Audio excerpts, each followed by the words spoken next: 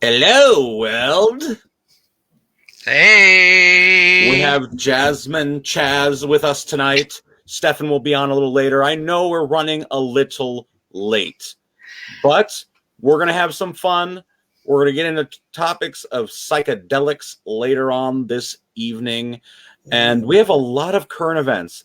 And I also have some Yeah. other interesting stuff to talk about as far as what's that event coming up on the 21st? Could it be our amazing film festival called the Catskill International Film Festival? Ooh. Ooh, yes. The Ooh. 21st. Submissions ended today. Really? We pushed them back a little earlier than usual because we were in a circumstance where we were getting so many submissions from all over the world. We had to start selecting because in the past we ran into these walls where it took a long time to download projects. It took a very long time to get stuff, from filmmakers.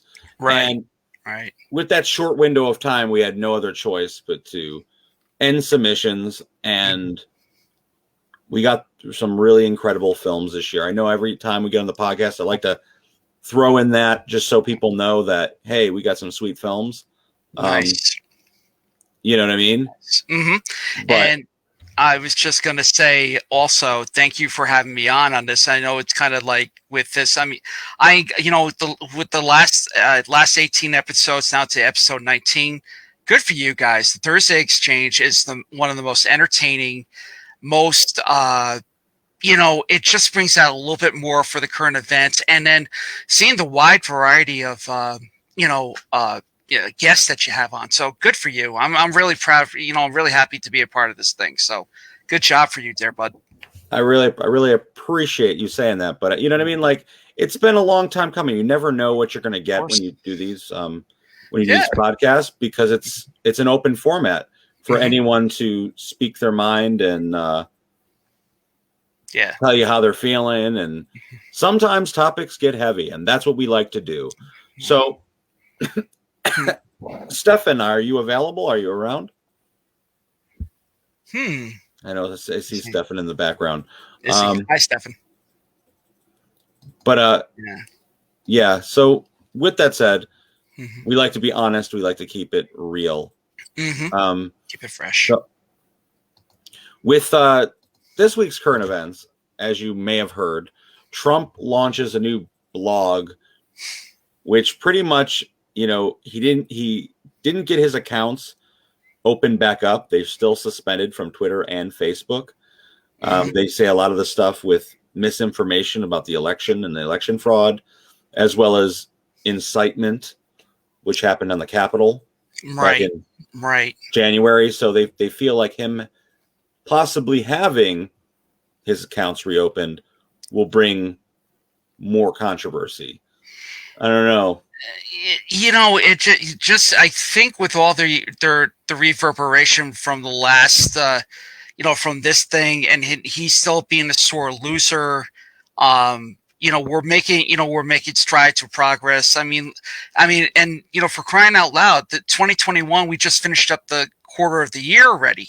Here we go with the second quarter coming up. Now we got May until September, but it's like if there's going to be some sort of way what Trump's doing, excuse me, to number 45. I can't see what where the burden is, but it's like, with the ban and then the way he says that he won it and he, flatlined it. To be honest with you, this is all what it all is in that deep water, which what I mean is the dark internet, that they say that he is truly the leader of this country, and he's not. He has to be fair and square about it.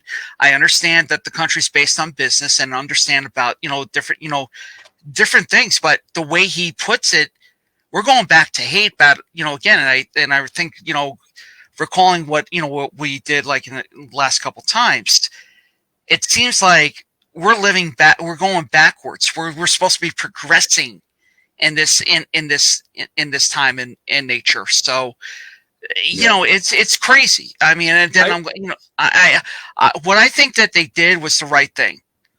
Yeah. Well, you know what? To me, to add to this, I feel like us paying attention to what Trump's doing or saying right now is a distraction.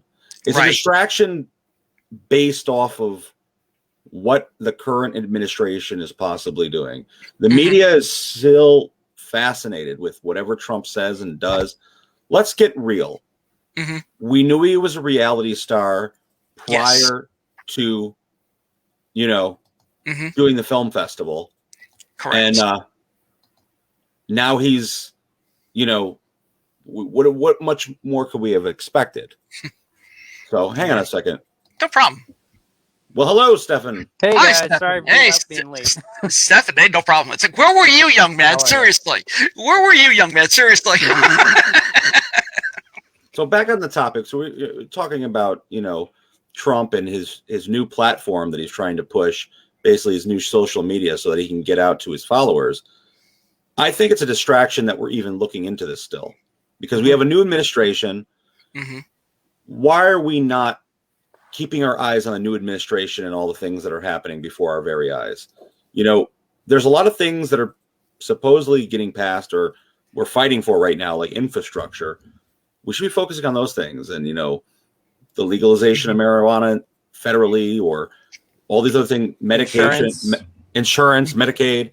And we're Right. focusing on the past president who has he's a citizen right now. Yes. A He private does have a citizen. considerable amount of power on him, but the thing is that I agree. I think it's really most of the stuff that we see in the news is a smokescreen, because if you look at all the stuff that's in the bills that they're passing, you'll blow your mind. Well, they're focused. What they're doing is, and we're going to get a Just lot lost of me. feedback for this, but you got people like Liz Cheney, and what it is, her power play. She's a strong Republican, and what they're doing now is they're trying to rip apart the Republican Party from within, and having Liz Cheney is saying this about Trump, and this other person is going against Trump, and I feel like them doing such a thing is undermining the fact that things are going to gradually.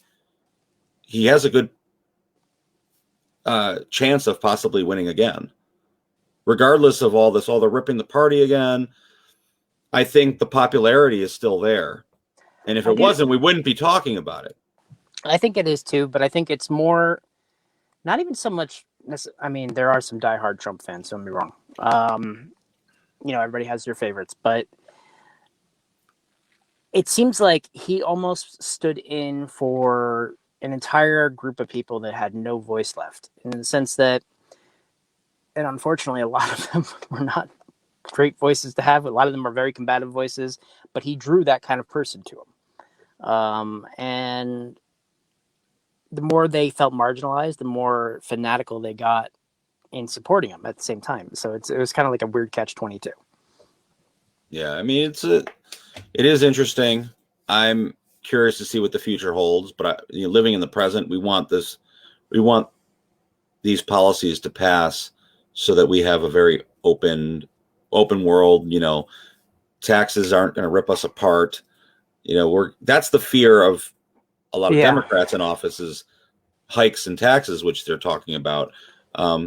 Will it really affect us? Maybe not, but I said this before, them raising taxes on the rich will still affect the middle and lower classes, because they're not going to hire more people if they're cutting jobs. And yeah, my other concern is, like, as much as I think it was good that they finally did raise the minimum wage, in the sense that nowadays working on $7 or whatever it was an hour in New York, you might as well just sign up for food stamps, because you're not going to survive. and then you getting that, whatever that is, and they're cutting you down to 20 hours a week. What are you really making? You got $15 an hour, and you're getting 15, 20 hours a week, because they're not even giving if you you make full time. even if you make 40 hours a week, and you're paying for insurance, and you're paying state and taxes and federal, and putting away for retirement, by the time all's said and done, you're getting a $400 check after 40 hours of work. Yeah, If that's you're what lucky. we've talked about this issue time and time again, but it always is relevant when we're talking about the current administration and what they're going to do, because Right now, what you're seeing is an influx in jobs, yet there's no one willing to work them. Never before. Now we're talking about a time period like, when Trump first got in office, the economy was pretty bad. And I don't think anyone can say that the job market, the employment was really horrible during Trump's first 3 years before the pandemic. No, it's not even just that. It just statistically, it was successful. The economy was successful. The stock market was doing well. Unemployment within the bubble of the illusion that the stock market is at this point. Yes, but I mean, when you're talking about the unemployment rate, the lowest since the Depression. Yeah. And worse. But now we're in a situation where there's so many jobs, yet there's people not willing to go back to work. Yep. Like everywhere you think. They just said, what is it? New York City has 700,000 jobs. There are 700,000 openings in New York City, people looking to employ people. They're having a hard time. Businesses can't open. They don't have, even my small local community, there is restaurants that can't open because they don't have servers or cooks. Legitimately, really high quality restaurants. Guess we can't open. We don't have anyone to cook your food. The problem is until they start paying a commensurate amount with the expenses that people have.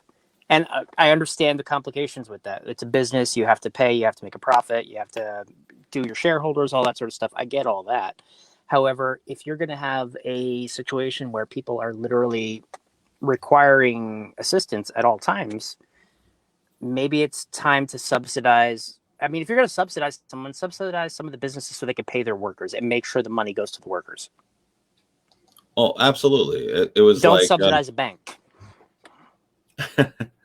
And this is like, I always bring this up when people talk about finances. It's like a lot of banks here in America, if you receive banks have literally charged trillions of dollars a year in overdraft fees to people who literally had no money at all to pay them back. Like for broke people, you're broke. You don't even have money to pay off these debts. And the banks are screwing you, every way you look. It is really unfortunate. And it's also and I know we've talked, we're going to have issues that come up repeatedly because that's just the nature of it. But it's, I brought up Navient. I don't know if it was last time or the time before, but I was literally on the phone with them yesterday because my monthly time to request them to lower my payment amount, because they want me to pay on my private loan $276 a month. Then they want me to pay all of my federal loans on top of that. Plus I have 3 other student loan companies on top of those. And I said to them, I'm on unemployment. I'm willing and able to send you $50 to $70 a month, and I will gladly do so. But all it will do is pay off the interest, because their computer is set in a way that even if you talk to their manager, they said it's not going to make a difference. So you're going to get the same answer. It's going to be tough. It's going to be, your option is this. Yeah. And it's I said to him, not to give you a hard time, but maybe you should consider working for a different company. Have a nice day. That's what it comes down to. You really can't, you can't take money where there is no money to take. We've talked about this so many different times, going back to politics and going back to people not working together. Mitch McConnell this week has been quoted saying he's 100% focused on stopping the Biden administration at all costs. So it's not going to help anything. That's his main objective. His main objective is to basically never give in, regardless if it's going to help the American people or not. Wasn't that his objective last time too? Well, maybe he didn't say it publicly, but this is what I'm talking about, people. When you vote people in, hold them accountable. Whether you disagree with the left or disagree with the right, if you never find a middle ground and you both have majority, minority, you guys are split down the middle, shit is never going to get passed. You're never going to get to the next level. You're never going to get that policy passed that you've been waiting for. Laws are going to just stay stagnant forever that are no longer even used or relevant in today's age. We were talking about this, like outdated laws last time. If you guys can't come together on a middle ground, that's where I stand with that. But I think it's ludicrous. I've been seeing a lot of this stuff, and like I said before, I don't know if it's the media polarizing the collapse, or that it almost seems like the Republican Party is being viewed as just like they don't play well with others. Maybe that's the case, but it's like every article I've read for the past few weeks has been the same type of material.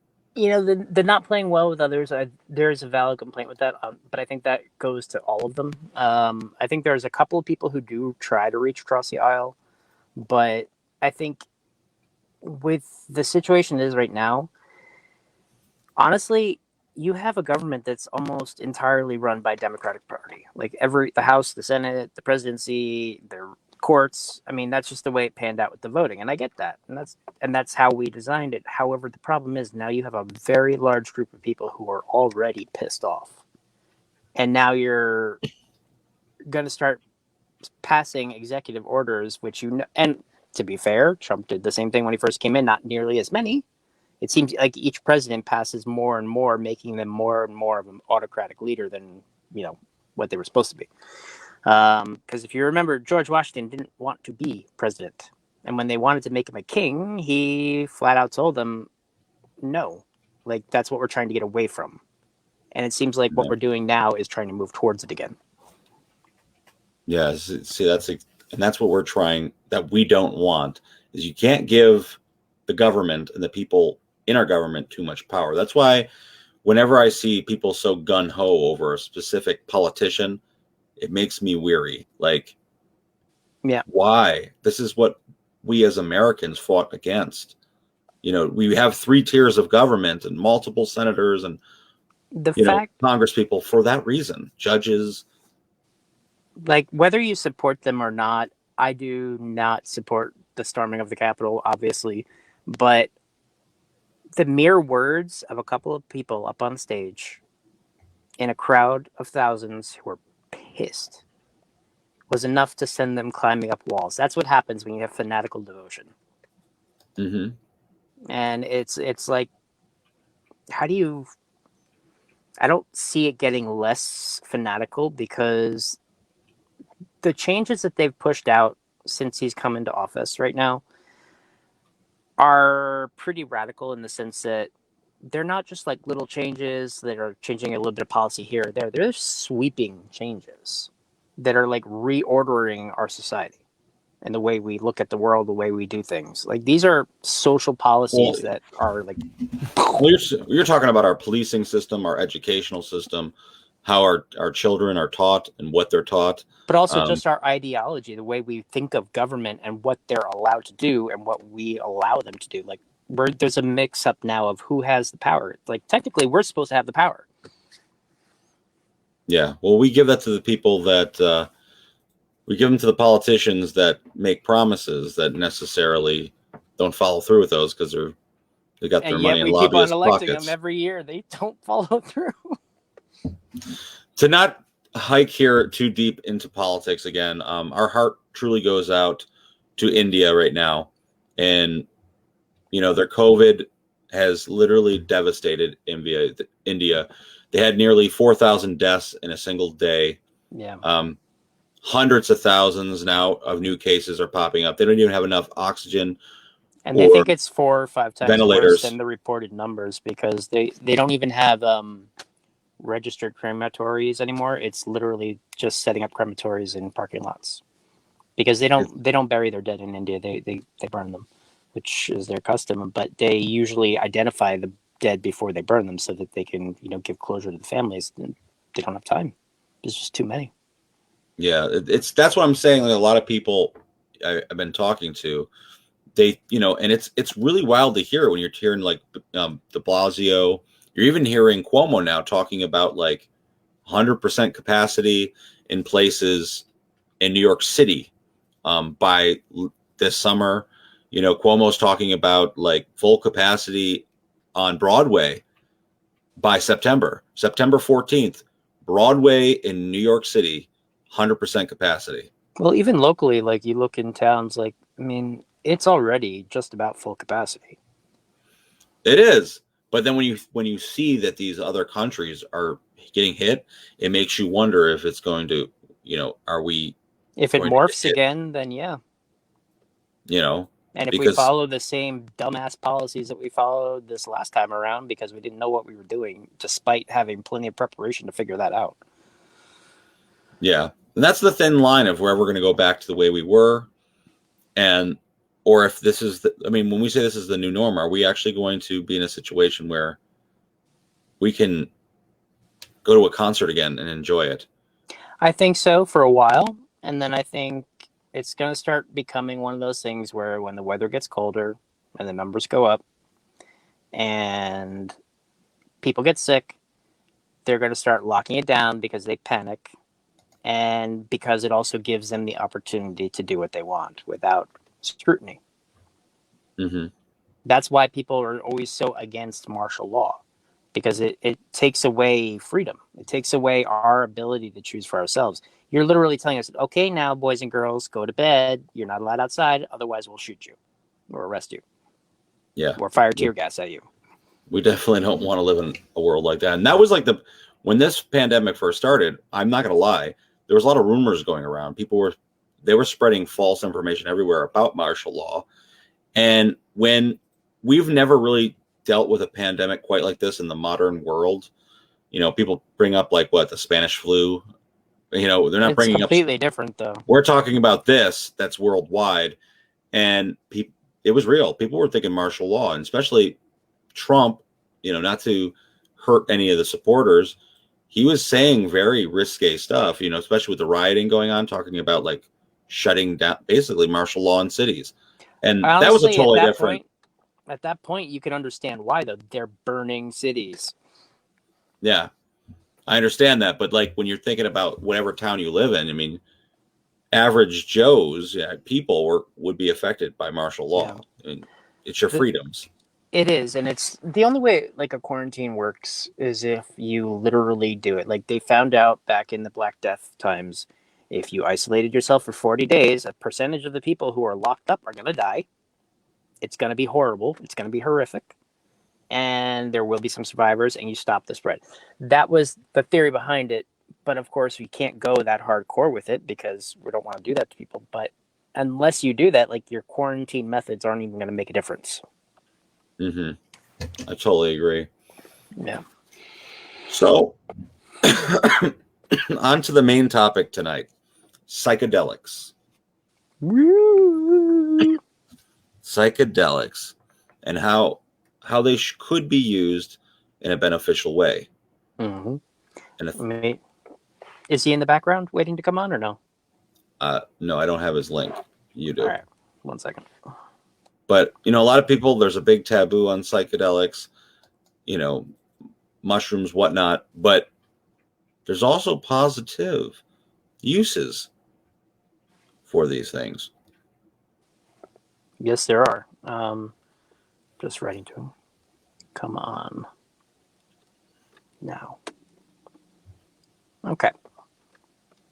Yeah. Sorry, I'm doing this from my phone. I could tell. All right, here we go. He should be coming on in a second. Yeah, it's psychedelics. They definitely are kind of having a bit of a renaissance at the moment because there's a lot of health benefits that were basically ignored when they decided to make it a Schedule 1 legal drug. Because basically, like any other drug that they make illegal and shut it down, any research that's being done on it is now risky for the companies. So the companies aren't going to do it unless they have specialized grants, and they weren't giving those out for years, except to like the CIA. So before we get further into this, let me get Alexander into the conversation. Hello, Alexander. Nice to meet you. Hi, guys. Nice to meet you. Hey, brother. How you doing? I'm doing good. Thanks for the invitation, guys. Yep. Thank you. So we're getting into the topic of psychedelics and how they have such a taboo. And, people don't want to see that there's positive benefits behind these. What is your knowledge as far as psychedelics go and this taboo? Oh boy. Well, I spent many years in and out of psych wards and rehabs and AA and all sorts of things. I had a lot of difficulties with mental health and addiction in my teen years and early 20s. And I tried many different modalities of, mainstream that just didn't work for me and kind of made things worse in a lot of ways. And when I stumbled upon psychedelics, it was as a recreational thing, and that's how I was taught to use it. But then when I started going more into what they were, their history of use in different cultures over time, and realizing like there was a great therapeutic potential here, and they have been like the one thing that reliably has helped me when no In other what thing way? has. They just totally reset my brain. Like when I start to feel myself slipping and I falling back into like really unhealthy habits and behaviors and patterns of trauma The conditioned same old responses and loops. things. Right? Yeah, the same old loops. If it's like I keep them as my like in case of emergency break glass. If I start to notice that stuff starting to creep back in, it's like okay, it's time, and it just totally resets my brain, and I'm able to just jump back out of them, you know, and start being more disciplined and But healthier. it's not as easy as that, though. There's a little bit more to it than just jumping out of it, right? For sure. But, you know, for me, nothing else has been able to really catalyze that mm, that sense of like purpose and will to live, you Mm-hmm. know, and my own sense of self-worth, and that I have value and meaning, and that I need to take care of myself, um, and not abuse myself. And that's what it really does for me. It helps to heal a lot of this really negative pathological self-view that I have that makes me believe that I'm worthless and unworthy of love and just like a terrible person, and that I'm worthy of the abuse that I give myself. And it Sounds like a like familiar story in my head sometimes. yeah, yeah. And it shows me like no, you actually are something valuable, and are beautiful and worthy of your own love. Do And you, sorry, no, do you believe that with psychedelics, do you believe that there could be different adverse effects for other people who are possibly struggling with Yeah. addiction? certainly. I Yes. don't think it's a panacea at all. Mm-mm. I think that they are far more dangerous than the proponents of psychedelics like to admit to. Um, and it was a dangerous thing for me. I mean, I was in a pretty psychotic state many times when I approached psychedelics, but they did help me. But I don't think that that's something that I would recommend, because No. it can really go bad, and I've seen that going bad sometimes in some of the communities of psychedelic healing that I've participated in. Yeah. Like It's myself, I haven't done it like to like they call it like the hero's dose, right? Or the hero's journey. mm, It's basically where like if you were doing mushrooms or something like that, you would take like 5 grams, or it's basically a significant amount to make you have a complete, 5 grams I in get, silent darkness. yeah, and You then you don't, basically separate yourself from your identity apparently. But yeah, and it could be different for every single time that people do it because it's based on how you go into it. Like if you're going into it in the wrong state of mind and you're not prepared for it and you try to fight against it, from what I've heard, you will have the most terrible experience of your life. I don't yeah, know. I haven't done it. Um, but the thing, though, is that when they come out of it, a lot of people have reported finding that for months and months afterwards, they have lasting effects with their depression. Now, hmm for people who already have a tendency for extreme psychosis, like, or even bipolar, things like that, schizophrenia, it's something that you don't necessarily want to delve into because you're already dealing with a brain that has chemicals that are already screwed up and not in balance, and then you're completely throwing it into la la. Like it goes completely. It's not a good idea. So you have to go into it knowing why you're going into it, I think. But have you ever heard? Go ahead. I was going to say, like, because you were talking about that. I mean, if I know nothing about it, but I would imagine that doing this, there has to be some sort of responsible way of going about it. Like, if I was somebody who was going to try this as a new form of therapy, I'm not going to hit up some big dose. What is the safest way to get involved to trial something like this, or support group, or Johns Hopkins University? Is that an actual fact? What you're bringing up?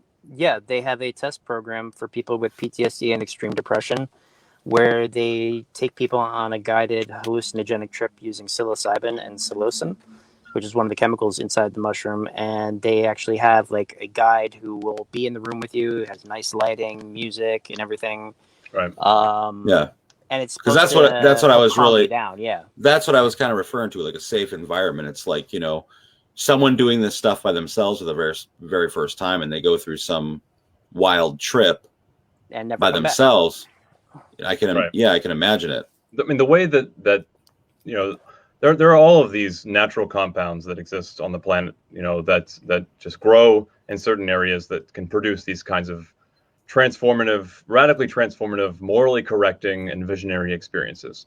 And within the locations where those cultures and those plants have emerged, human beings for time immemorial have always availed themselves of those and incorporated them into their religious traditions. But there's a whole culture and society and tradition and discipline involved, and community especially involved in their ritualized ingestion. Yeah, they're not just dropping hits of acid in the woods. Right. And like that's one of the dangerous things, because these days you can just go on the dark web and like get DMT or get the components of ayahuasca, or you could just, get some mushroom spores and do it yourself, and you don't have any of that connection to community and tradition and mentorship.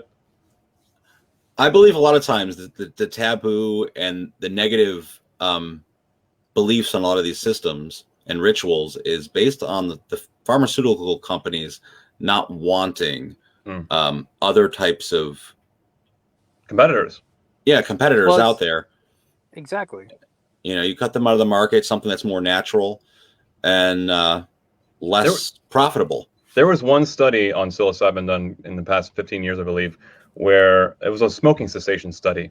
And I believe, I don't remember all the numbers accurately, so please, look into this yourselves. But I believe that its rate of efficacy was something close to like 80% for getting people to stop smoking on a single dose. Nothing else has that. Like Chantix, I think like the highest rate is like 30%, maybe something like that. And that's provided you don't have psychotic nightmares that make you think that you're being chased by demons on a regular basis. Right. So yeah, that does happen. You had asked Charles about like the safest way to find these things, and I think Stefan, you gave a good answer for people who have access to that. If like it's a free Johns program, Hopkins, from what I understand. it's free, but it's highly selective. It's highly selective. Like people like me with all my mental history, like I would not have been chosen for a study like that at all. And yet I am one of the people for whom these things have absolutely benefited.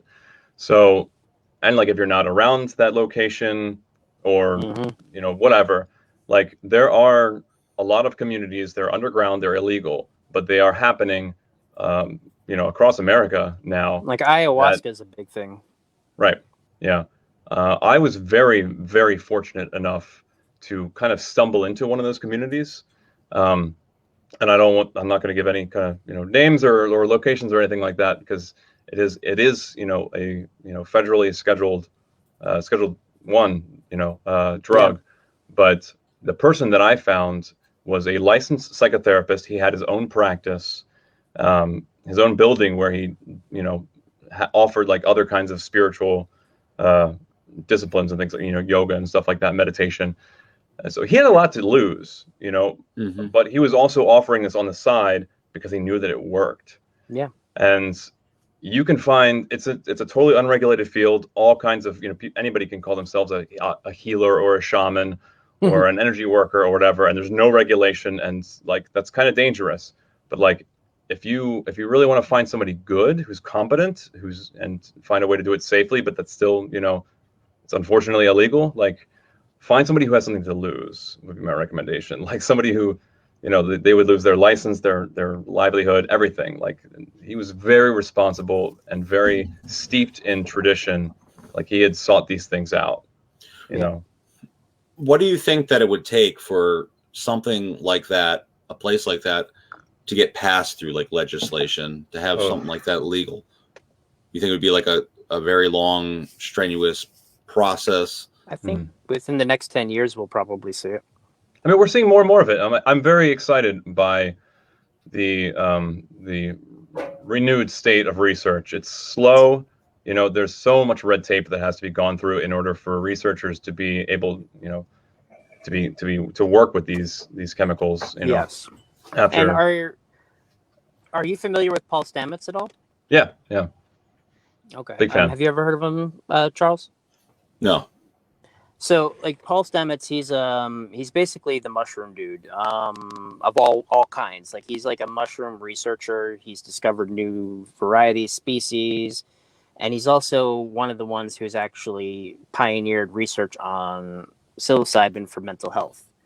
And he came up with a thing called microdosing, which is actually very interesting because, like I said, I've suffered from depression my whole life. I'm not looking to go see like pretty pink butterflies, or I don't know what happens when you trip. I'm not looking for that. It's not bad. Yeah, I mean, I'm sure it could be fun, but like my thing is, if there is a viable treatment that would work with depression, and in a controlled setting, I think I would be very much open to it. The thing with microdosing that people have, and I have tried that. Basically, it's where they take a very small amount. It's like 0.1 gram of whatever the substance or whatever the amount is of a particular substance. Yes, but 0.1 to 0.25 is a microdose threshold. Yep. And is it every day, or is it like they have like a schedule that they go on it, right? Most people recommend doing a scheduled rotation of having 5 days on, 2 days off, that sort of thing. Yeah. If you do it every single day, you're going to build up a tolerance. Exactly. Yeah. And that's the thing with mushrooms and a lot of those things is that they're anti-addictive in the sense that each time you take it, your tolerance, like you need to have double the amount the next time you take it for it to have its effect. It's basically mimics your serotonin receptor or serotonin in your body. It's very chemically analogous. Yeah, it looks almost exactly the same. Yep. Well, I have a molecule of that I could show you. Yeah, if you got it. One sec. Yeah.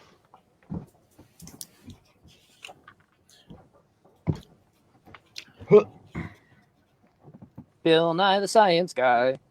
Okay, so that's psilocybin, right? Mm-hmm. And serotonin is that. Yep. No. So It's extremely similar. Your brain knows just exactly like what to do DMT. with it. Yeah. And it's like DMT is produced by your brain, but they discovered, the whole myth about like licking toads and things like that. Yeah. It's actually they don't. Oh, okay. All right. So Enlighten me, please. Yes, there's a whole thing where people think that if you lick toads, you'll trip balls, like because you have DMT that a certain type of toad secretes from its venom glands or from its skin. Right. And that is true. But what they do is they actually milk it and then they dry it on a piece of glass and it becomes like a crystallized powder, and then they smoke that, or they do other, whatever it is. But, it's a lot more interesting to say that you lick a toad. Right. So I was asking before, but when we were talking about like what would it take to get the legalization. Now we're seeing right now in New York State with, marijuana becoming legal recreationally. And this is something that's been demonized for well over 100 years in this country. Way too long. So I feel like if it could be taxed heavily, it will be readily available. Or if somehow, I don't want to get the pharmaceutical companies involved, but it's something with therapy and more like natural, holistic ways. This could be even more popular than it is now. Yep. I mean, and it extends. Go ahead. No, please. No, I was gonna say, like, and it extends just beyond like those things. I've been doing a lot of research on it, and they found that like vitamin K or special K or ketamine is something that they've had a very high success rate using it with treating. I think it's PTSD. Yeah. And it's for PTSD that's like intractable, like or not intractable, incurable. Like it's beyond treatment from resistant. Yeah. Exactly. So it's for that, and then I've heard also that by doing something, with the microdosing, they do a thing called stacking, where they add other components. Like they'll add lion's mane, which is not an illegal mushroom. That's actually just a culinary mushroom that happens to rebuild brain cells. And niacin, which happens to and then niacin, which helps to flush it out to the furthest reaches of your capillaries. When you take all three of those together, they showed a diagram of all the connections in a mind that were happening on a regular brain. And you see all like these lines kind of going in between the two hemispheres. And then when the person is on the microdosing or on a larger dose, it looks like a spider web. Like there's so many connections. Yeah. Yeah.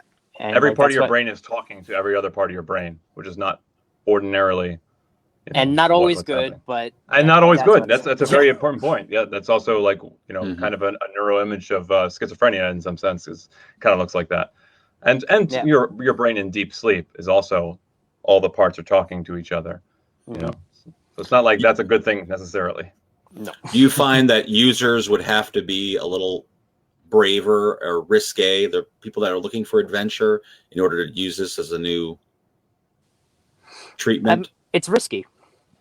It is risky. I definitely think, from what I've observed of the people who flock to those kinds of underground scenes where these things are happening, they are risk takers, they are adventurers, they are open-minded people. They're also people with deep suffering who are desperate and who nothing else has worked for. So, I want to go back to your earlier question, if you don't mind, because you talked about the political ramifications of this, and that's the thing I don't feel qualified at all enough to speak to, like what it would take to become mainstreamed in a political sense. But I think one thing that would have to be overcome first is our own. We have a deeply unreflective culture that is very afraid of coming back to ourselves and really feeling what we're feeling and being okay with who we are, and looking at ourselves and the ways that we're hurting people and the ways that our habits are affecting and manifesting global ramifications. I think that that's one of the really big hurdles to overcome, because that's what psychedelics do. They make you look at yourself. And much like meditation. This is what you just brought up brings us back to a few other episodes back. Steph and I had a discussion about, shootings, mass shootings in America, and how a lot of these mass shootings are from men in America. You rarely see women. White men. Yeah, white men, we'll add that. But at the same time, you rarely hear about women doing it, because as a culture, it's hard. Men are not supposed to express themselves. Right. We're meant to, put up this shield, be the heroes. Women are supposed to be the emotional ones.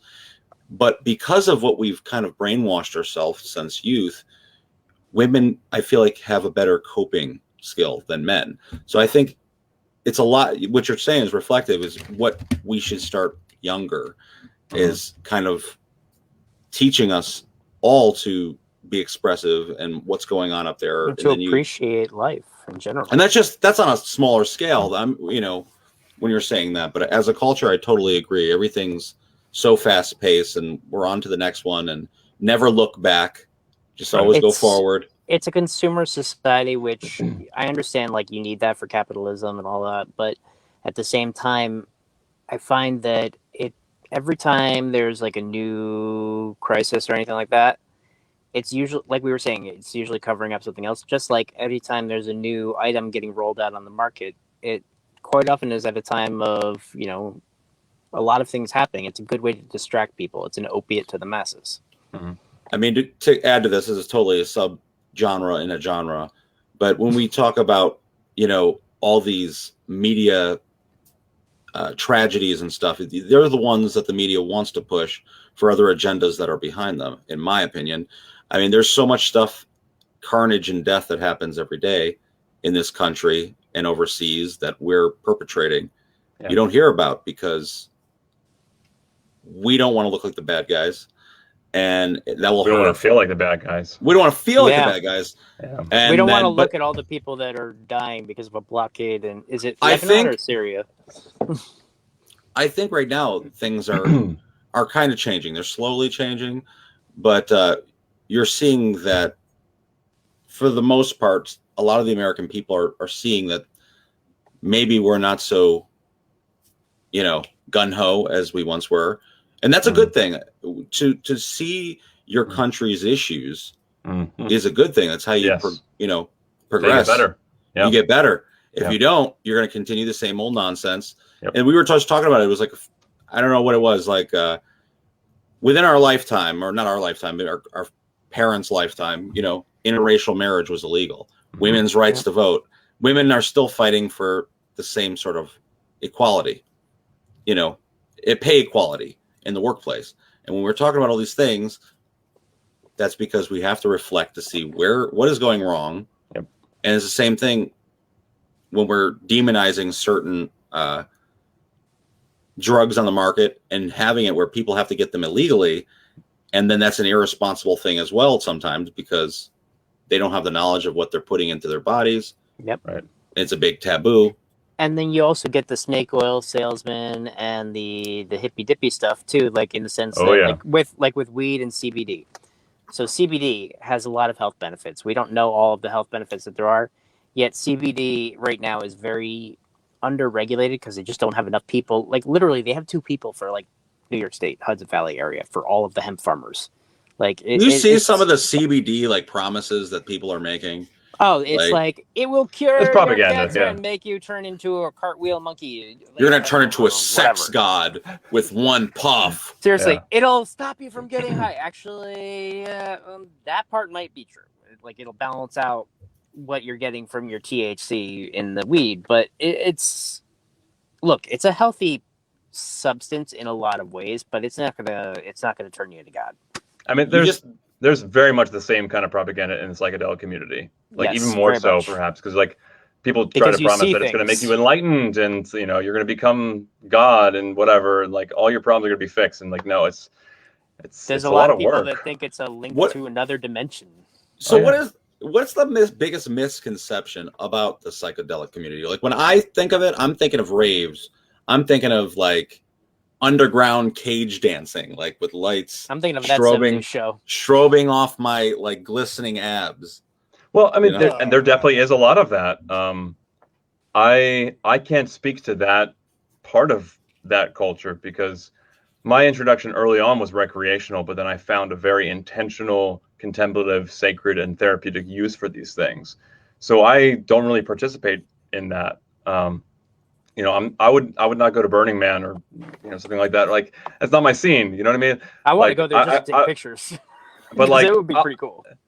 Like I had a kind of an MDMA assisted therapy session last week with a friend of mine who just you know we don't have schooling in this, but we took Molly, the street drug MDMA, which is also known as ecstasy, I think, yes. Right? Well, no, ecstasy is the MDMA is the active compound in ecstasy, but ecstasy can be many different things mixed in. Molly or MDMA is the pure form of the active compound. So we took the drug and we just like cuddled and talked about the trauma of the past year. Now that we're vaccinated and we can be together again, and like we hadn't had any touch and we've been living isolated lives, like we just talked through our shit, you know. And I mean that's where I'm interested in. Like, so when people think about psychedelics, they probably have all of these, you know, images of people just like partying and having a good time and just getting out of their minds. And that happens. Unfortunately, we don't really know how to use these intelligently in our culture. And there's a lot of abuse.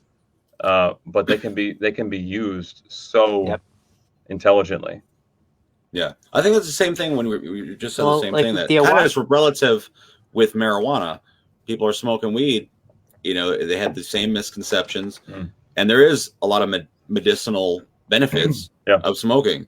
Yet there's a lot of people need to do their research on what strains, and the same thing as like with doses. And I'm sure there's other types of And that's the mushrooms hard and thing other because things. it's not You FDA got to know what approved. you're There is doing. no dose. Right. And that's the thing is like Well, because it's not FDA approved, there's no actual official dose. Right. And so it's like you're just taking the word of whoever you're listening to. Yeah. And Yeah. the thing that I've heard like that's kind of interesting though is that you know you look at tribal societies and like the way that they it's not even just their use of psychedelics. I mean that's a big part of it. To them that's like a medicine. But there's also the fact that like I forget it's in Africa there's a community where they don't throw people out or punish them when they do wrong. They actually accept them into the community and they force them to listen while every person in their community tells them something about them that is really good, and they really try to get this person to get back to that self of goodness that they had before they got corrupted up or whatever. I think the And word they for that find was Ubuntu.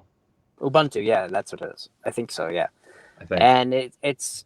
And it worked more so than Imagine that. our punitive system, like other than like you know throwing people in prison the way that we do, you know. Imagine that, being loved back into being human. Well, what's the word behind every prison in America? They're correctional facilities. Right. You know, the intention is to have these people come out to be active and good members of society. And that's what I feel like, you know, subgenre and a subgenre is getting people in any form, like not having people where they're medicated for life, not having people where they're in prison for life, unless, you know, the crime is extreme. But it's the idea to get them out, especially if people are incarcerated for years on drug charges. Yeah, for having a joint or something like that. It's a deep idea. Like you want to hone a person, you know, like back into something that is useful and productive and purposeful and full of meaning. Like I understand that intention, but this is an interesting tie-in to the history of psychedelics because back in the 60s when these were first starting to like emerge on the scene in Harvard with Tim Leary and Richard Alpert, who became the spiritual guru Ram Dass, like they formulated this original study on the effects of psychedelics on prisoners and the rate of recidivism, which is the rate of reincarceration. And again, it's been a while since I've read this, so I don't know the numbers on the top of my head, but like within that study, they took inmates who were chronic life reoffenders, gave them a single dose of psychedelics and like played, I think, religious music to them while it was happening. And of those people who they did that to, their rate of recidivism dropped like 50%, I believe. It was something like that. Like there is it's a significant amount. And there's something to this that truly provides a moral correcting or a corrective, because it makes you look at yourself and the way that you're affecting other people and the ways that you could be. It shows you who you are and who you could be. On a personal, like just like on a personal, like before and after. Let's just say like, you know, because we haven't experienced it, and the audience probably is curious too. Like on a personal level, before and after a psychedelic, when you're saying like it helped you overcome whatever was going on mentally, what exactly are you saying? Like it changed your like emotional, like you were happier? Or? So I have chronic treatment-resistant depression. So I have these periods of depressive episodes that used to last for months. They've tightened down a lot now, but I engage in a lot of very self-abusive behavior when I'm in that state. I'm ordinarily a very healthy, very health conscious, very disciplined person.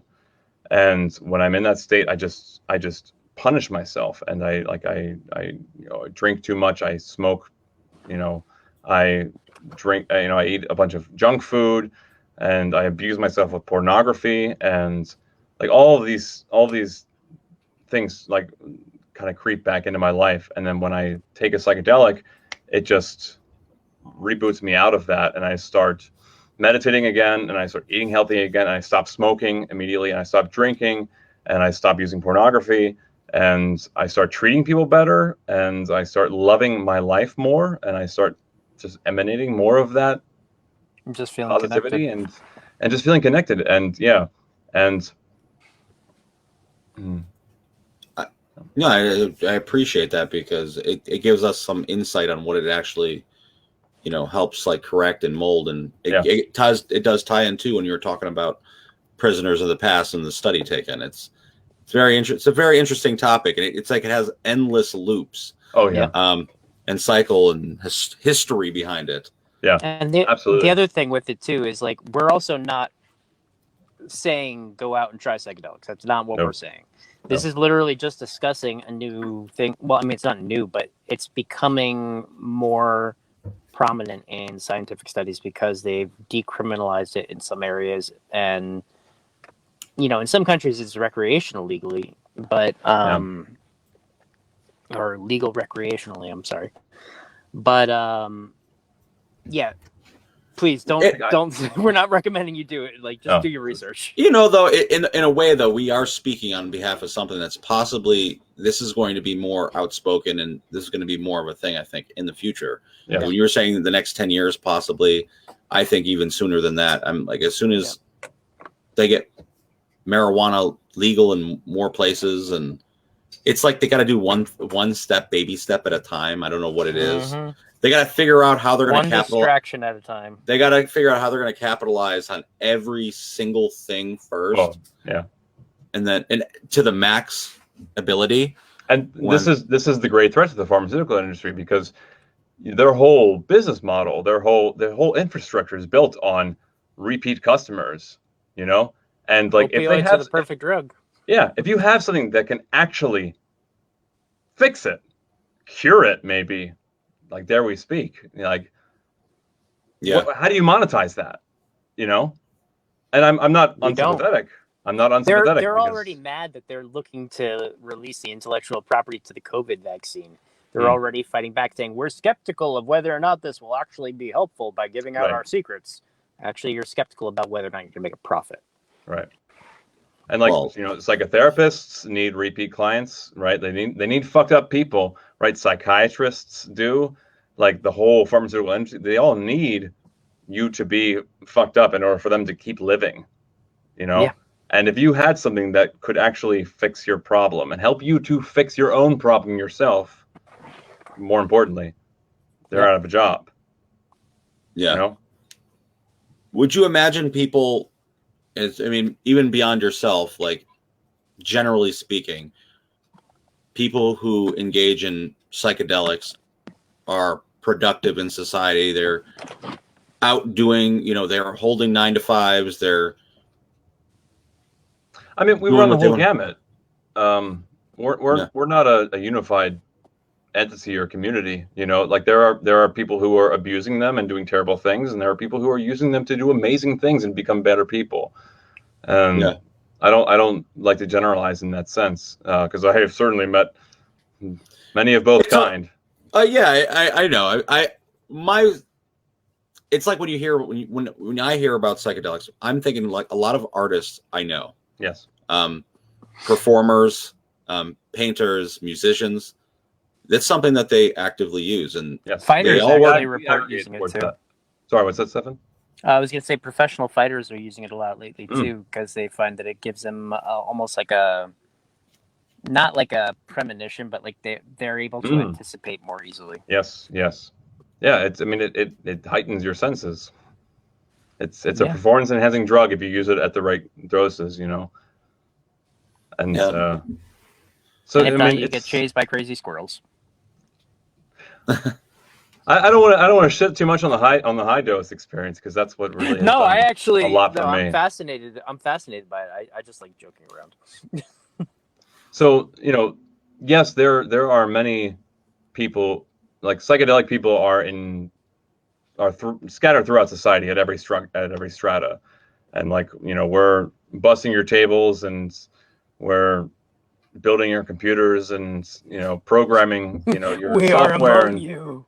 yeah, no, it's like Project Mayhem, you know, like but we are like, we're all over the place, and we don't have like a unified coda of ethics, and unfortunately, maybe, but you know, I've certainly met many people who are abusing these things much to their own detriment and to the detriment of others. Yep. So I don't like to make generalizations. And like, just to give a little backstory, like we met actually at a Buddhist monastery. So I don't know what brought you there initially. I'm assuming it was the same reasons that you're Deep experimenting suffering. with. Yes, exactly. Same thing that brings everyone there. Yeah, pretty much. I'm Catholic, and at first I didn't even think I was allowed to go there or anything. But I was like, I like the meditating aspect of it, and it's non-theistic. So I ended up going and spending a lot of time up there, and that's how we got to know each other. And there's a lot of parallels between deep, intensive, like Vipassana meditation. Mm-hmm. Like that's where they go on silent retreats, things like that. They find that people have almost psychedelic experiences just from the act of isolating themselves. Not almost. Yeah, I would say. I mean, they do very much so. Yeah, and it's the way to get it on the natch. there's also breathing techniques that can do it, like holotropic breathing. Wim Hof is another guy who's very, very popular, and he's scientifically backed. Like that's the amazing thing. Have you either of you heard of him before? Yeah. Yeah, he's the Iceman. The Iceman, exactly. He basically has climbed Kilimanjaro multiple times wearing nothing but shorts and shoes. He holds several Guinness World Records. And he's helped people who are like dying of lung cancer to do the same thing. Like he's gotten to a point where they were able to train their body to a point through a breathing technique that not only improved their health, but I tried this breathing technique. And I'm not going to lie, like I had multiple orgasms without any of the other weird things. And I don't know, I was not expecting it. I was like, what the hell is happening? And not like in the sense that, not to be graphic, but you're not like ejaculating or anything. Your whole body is just experiencing these intense waves of like just insane feeling. It's like just from breathing. Wow. Makes me want to check out Wim Hof. It was, I've almost been afraid to try it again because it was very, very intense. Like it's bizarre. I think a lot. Good. I believe a lot of people are fearful of doing that sort of meditation and the way of letting go of everything. Yes. The fear of, isolation, being alone. It's a commitment too. Like, you say you're going to a monastery for a period of time. I don't know what that is, weeks, months, maybe years. And you're letting go of things like people. People are one of the toughest things to let go of, your loved ones. But sometimes you really do got to self-reflect and look on yourself at the end of the day. Give yourself time to defrag. Yes. And I've never personally done it. I think I'm one of the people that would be kind of fearful of letting go of everything. For a moment. I think everybody is to some degree, some people more so, but like think about, everything that we do that's in a negative sense, it's usually based on some sort of fear. Whether it's anger or hatred or like envy or whatever, it's all fear. Yeah, insecurity. It's all based on fear. And so like when you're going into that, you're intentionally facing the dragon, and it's scary. Oh yeah, because you don't have anybody else to listen to. I mean, like I said earlier, like I'd gone through many years of like in and out of psych wards and rehabs and shit like that. Like my greatest fear in life was my own mind and like being alone with myself. And when I went to the monastery, that was the most terrifying thing that I ever did, to just allow myself to like be alone with myself and just let the madness just happen. And then to talk really about hard. it on a regular basis with with the people around, because they would have circles of like people where they would share. And like this isn't like a cult monastery. Like this is like legit. It's just a Buddhist Zen monastery. And you know, people think that they like worship God. It's actually a non-theistic religion. They don't even actually have a God. So they venerate Buddha as a teacher. Isn't it with Buddha? You know, Buddhism, you can be from any walk of life. Yes. You know, you could have multiple, you know, you could be Catholic and Buddhist, and just throwing it out there for those who may not know. I know I probably piss a lot of people off by saying that, but yes, you can. Because quite frankly, I don't think there's much of a conflict with it, because it's just... there's not a lot of conflict. No, there's I mean, a lot of overlap. There's a lot, yeah. And I've met a lot more people up at that monastery that acted more Christian than half the people at our church. I mean, that was what attracted me to it. I very much wanted to live the Christian life, but I couldn't find a Christian outlet for it. So I looked to Buddhism. That was the way that I conceptualized it, at least at that point in my life. Yeah, it is tough too, because like you see, getting into a religion topic now, but I'm also Catholic, and you know, when you're in church, the priest gets up there sometimes and he's talking about, you know, people need to dig deeper in their pockets. Mm-hmm. You know, we're turning the lights off soon. Some people come in here not giving enough. And it's just an awkward thing when you're in church and they're passing around the basket 3-4 times. Grub. You know, you just what's going on, all the secrecy, even from higher up. And when you see all that hypocrisy, sometimes, you know, on a level, you want to have a religion within yourself. That's why I feel like any sort of meditation, for me, music is my meditation. I like to get lost in nature sometimes, and that's a meditation for me. And I feel like for me too, more people need to get in tune with themselves just a little bit. Yes. Like I said, I'm learning to let go, because for so many years, there's like people that seemingly, like whether they're friends or people that you thought were friends for years, you hold on to them, even though you know that they're not good for you and you're not good for them, but you hold on to these things as the fear of letting go, but really they're anchoring you down. Yeah. And you're anchoring them down possibly from moving forward. And it's codependent. We talked about codependency in a previous episode, but I was going to ask, in your journey to enlightenment, and you started clearing and understanding yourself, was it hard going back or interacting with people in your circle, or were people like, you've changed? I feel, yes, it was difficult to reintegrate into society after that, for sure. Interestingly, these days, I feel the most empathic connection with veterans, because I feel like they have also gone on something kind of similar. They've gone out of like the ordinary world and experienced something so foreign to most people, that just made them come alive in a way that they didn't even know was possible. And then they had to like reintegrate and just like try to live this mundane 9-to-5 existence. And like, I really connect with veterans very well, in an interesting way. I kind of feel a lot like Frodo, like coming back to the Shire after going to Mount Doom, and like, you know, everybody else around me hasn't left the Shire yet. They don't know. And it's profoundly alienating, but I've learned, you know, to reconnect in ways that I can. I think whenever you're dealing with an internal struggle of any magnitude like that, it is alienating. I mean, that's part of the nature of what makes it so difficult, is that it causes you to want to separate yourself, even though the one thing that you need the most is companionship. Right. And yet your mind is literally, it makes no sense, because it's like you understand what you're doing, like you see yourself doing it, and yet you do it anyways, and you're like, am I crazy? Well, just what you said when you talked about companionship, the worst thing you can ever do is get with somebody for them to help fix you, or you fix them. You got to fix yourself before you get involved with anybody, because you're going to end up in a situation like, I think Will Smith said it the best. He was asked in an interview, like, does, you know, Jada Smith make him happy? And no, he's like, no. I'm happy without her, and she's happy without me, and together we share our happiness together. That's, I think, an important message when it comes to people and relationships, because everyone It's wants not to what cure each other.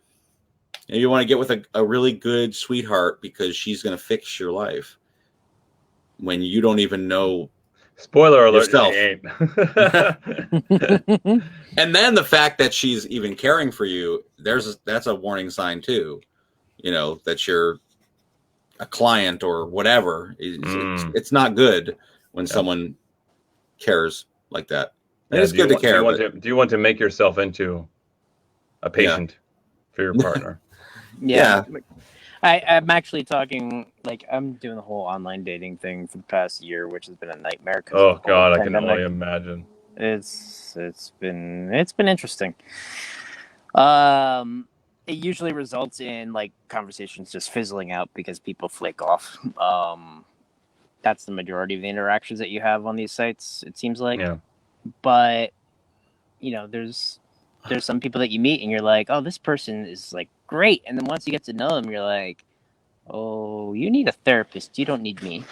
I think a lot of times, though, I think a lot of reasons behind people being on those sites, you know, with my personal experience back in the day, I believe a lot of people go on those things as a form of ego. See how many people are in relationships. They're married. They're on there. My sister got married from the website, but they're married before getting on there, and they're on those things to see how many other. It's almost like they're options, or people find them attractive, or you know. And sometimes they're living a totally double life. Well, they like the excitement of it. Yeah, that's ego, but it's also, you know, a need that is not being met in some sense. You know, like, I don't feel attractive anymore. What can make me feel attractive? My husband doesn't make me feel attractive. Maybe if I put myself out here, I can still feel attractive. Like, I have compassion for that, even though if it's not, I think it might be misguided, but like, I understand. Have you ever seen the film Catfish? No. Yeah, they had a TV. Catfished. Yeah, well, there's a TV show on MTV that was stemmed off the movie that was like, it went to Sundance, it went all over the place, but basically the guy had met this girl on an online dating site, and he decided to like document his journey, you know, but they were talking for months, and she was a musician, she was sending music clips, she was a painter, showing him pictures of her whole family, whatever. And come to find out, he went to, I guess, surprise her on this documentary, and it ended up being like a middle-aged woman with 2 handicapped children. And the girl he was talking to never even existed. Yeah. But the main guy, Liv, he was so like not heartbroken, but he felt pity for her because she just wanted a friend, and she was married, but her husband, it wasn't like a romantic thing. Right. She just wanted the idea of something greater than what she knew or what she had. The emotional connection. And he still, I guess, maintained a friendship, even though he was hurt because for the past few months, he thought he found his soulmate. And honestly, it maybe if in another world, in another universe, if he had never met her physically, that could have been a soulmate. Yeah. It's weird how the physical entity is so much different. If we take away the physical entity, you might have a soulmate that's just a pen pal. I mean, it's one of the great boons of the internet age in a lot of ways, because I've known so many people who have met each other, you know, online, whether through forums or online dating or video games, and like they just never were right for anybody else, but they found each other and they built this relationship of the mind, like way before they had any kind of physical interaction, you know. And then they come together, and it's just awkward then. Yeah, and then you also for a lot of people it works though. Yeah. Like my sister met her husband on Match.com in a fairly rapid. I think. Well, I mean, girls on those sites, they have an advantage and a disadvantage. The advantage is that the guys outnumber them severely. Yeah, like 20 to 1. And they've paid to be there. That's a big advantage. Exactly. And so, like, you basically, if you're even moderately cute, you're going to have, like, a whole sea of men, like, Like, come talk to me. Oh yeah. And that what you did right there is that's what we need to breed our society not to be like. Yeah. Um, Start being more emotional and stop looking at women like a piece of meat. Or, yeah, I mean, that's a natural tendency to some degree, but yeah, definitely once you get past that initial, I'm just pulling your chain. But you know, it's weird though. It's like, because people are in their own bubble so much now, it's like, it seems like in a lot of ways for many people it's the only outlet, and it's got a lot of pitfalls. Yeah, that's something that really, I don't know, I think a lot about, is I follow like so a couple of forums on Reddit for like, you know, dating. And I have not been using dating apps in the past year of quarantine. I've just kind of accepted celibacy in this time. And I probably should have done that. I've seen, and like, but I watch from afar, you know, like both in the straight world and you know, the gay world. Like, I have some activity on Grindr. I just watch.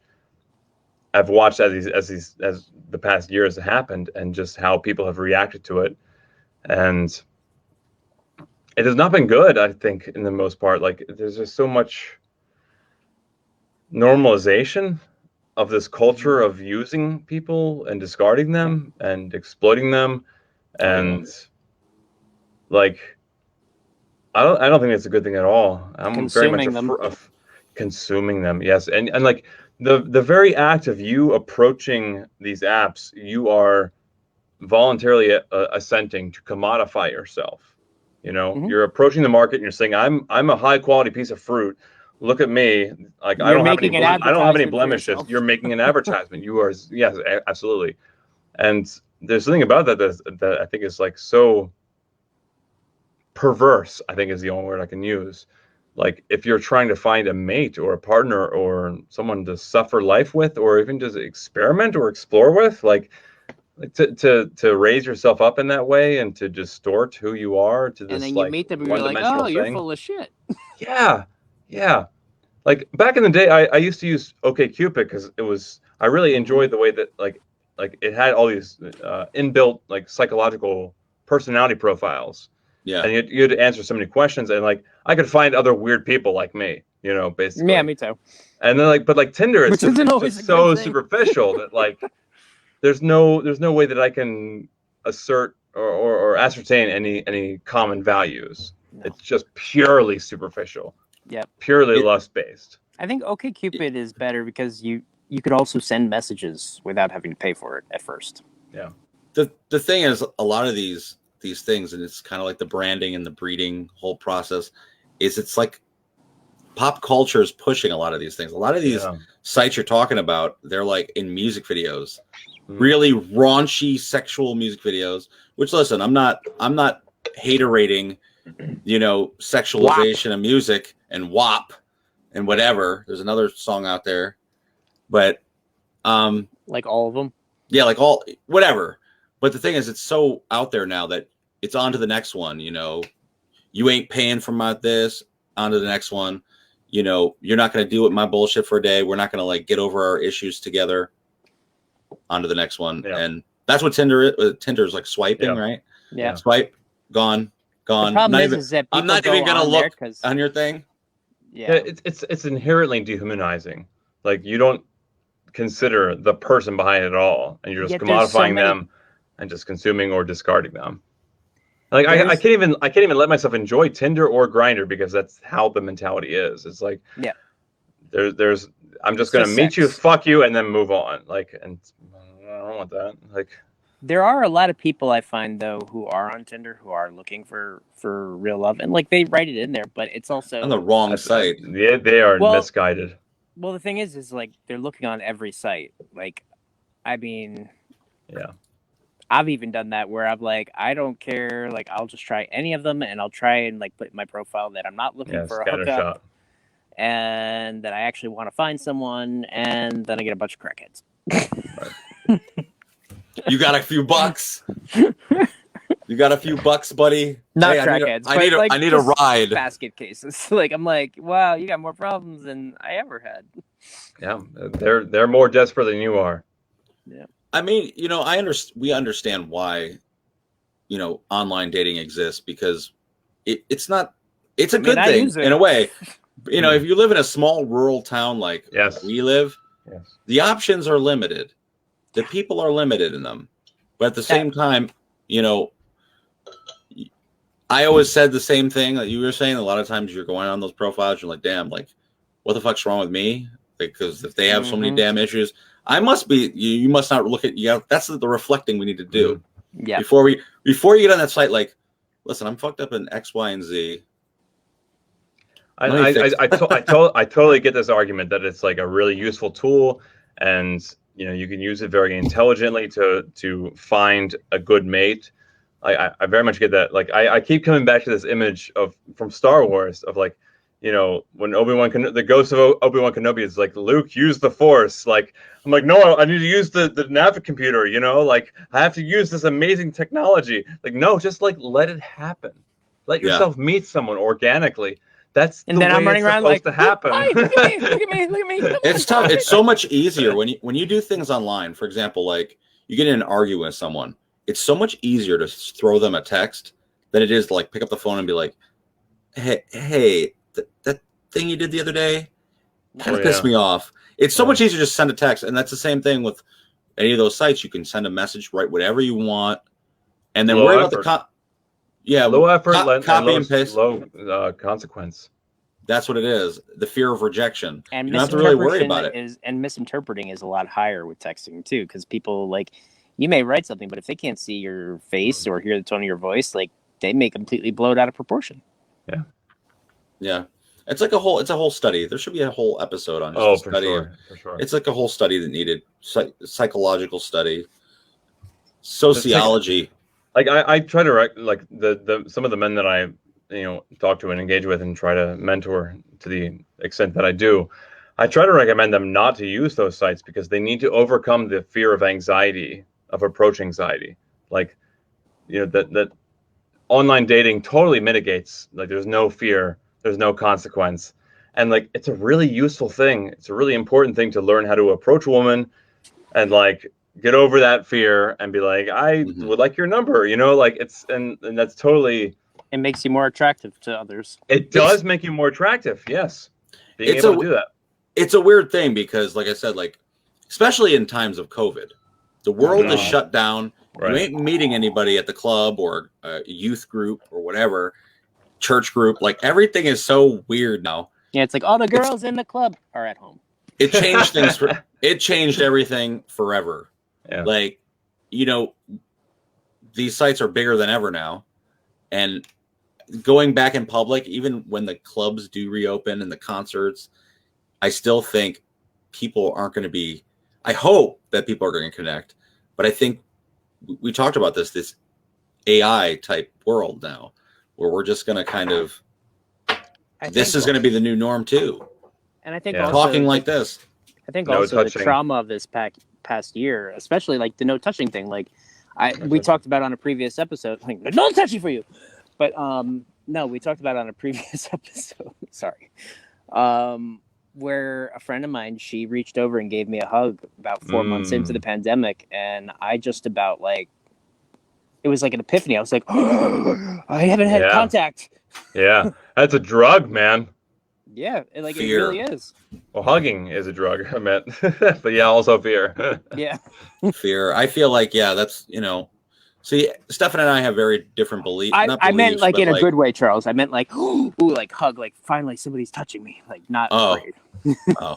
I was just saying in general, like the idea of like, because of this pandemic and meeting people in any sort of regard, like we were talking before about, the psychedelics and a group of people that are coming together to like be healed in some sort of way. Mm-hmm. Something like that during the pandemic. How does that like exist? Like, it's just people. You take the risk. You're taking the risk and trying to be as safe as possible, but like it's got to be more challenging. That's why I feel like a lot of these digital ways.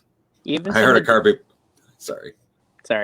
Even some of the dates that I went on in the past year, and like one girl I was dating for a few weeks, like the first time you kiss, you go, "Is this gonna kill me?" Yeah, And I think that's a big part of like why I suffered so much in the past year because I do seek to create that kind of community and those kinds of that level of intimacy in the relationships that I forge. And I wasn't able, I was trying to be very responsible, and I was very responsible. And like I totally isolated myself, and it was not good for me, you know. And it was hard to see so many people not giving a shit and just doing whatever the fuck they wanted while I was like seriously suffering the consequences of doing the right thing, you know, out of what I felt was a patriotic duty, very much. But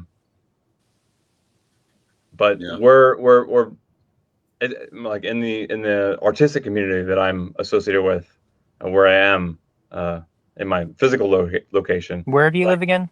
Pittsburgh. Pittsburgh. Okay. We're very much starting to talk about and explore these ideas of like how do we renormalize contact and touch and hugging and like intimacy. handshakes. Yeah. Like there's gonna be a lot of work. This is gonna take a long time to recover from. There's like a lot of damage on a cultural level. Oh yeah. Too. Yeah.